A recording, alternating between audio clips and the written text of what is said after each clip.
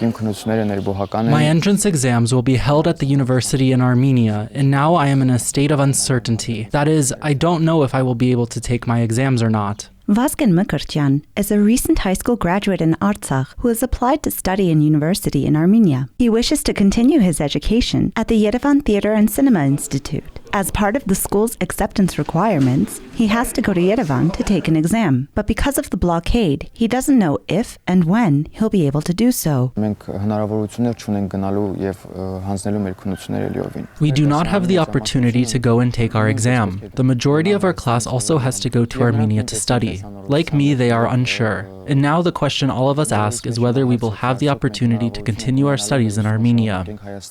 Last December, a group of self-proclaimed Azerbaijani environmental activists, many with known ties to the Azerbaijani government, began blocking the Lachin corridor, the only overland route connecting Nagorno-Karabakh to Armenia and the rest of the world. In April, Azerbaijani border guards dramatically escalated the situation, illegally setting up a checkpoint on the corridor. Despite residents' best efforts to maintain a semblance of normal life, the blockade, now in its 6th month, has severely disrupted all aspects of life. And while there have been many infringements on basic human rights during this time, the turn has now come for new high school graduates to feel the blow. According to Artsakh Assessment and Testing Center data, 572 recent graduates have submitted an application to continue their studies, of which around 200 have applied to universities in Armenia. Many of these students, however, are unable to take their mandatory entrance exams, as a standard practice would require these students to physically take the exam in Armenia.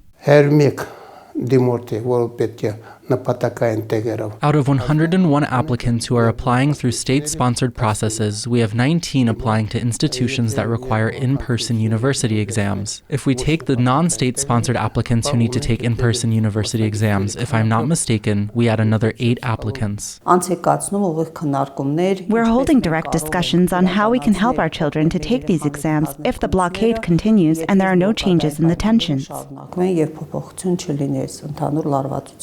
While options are being discussed, there is no concrete decision on how the applicants will not only take their university entrance exams, but also attend classes in September. There are several options, which are understandable in the current situation. One is the option of conducting exams online, as well as the possibility of transferring children to Armenia. At the moment, we cannot speak confidently about any one option, because, as you know, the situation is changing day by day, and the in-person university exams will begin after June 26. But until that day, we will have all the options developed, so that our children are not deprived of that right to be accepted into universities and continue their education.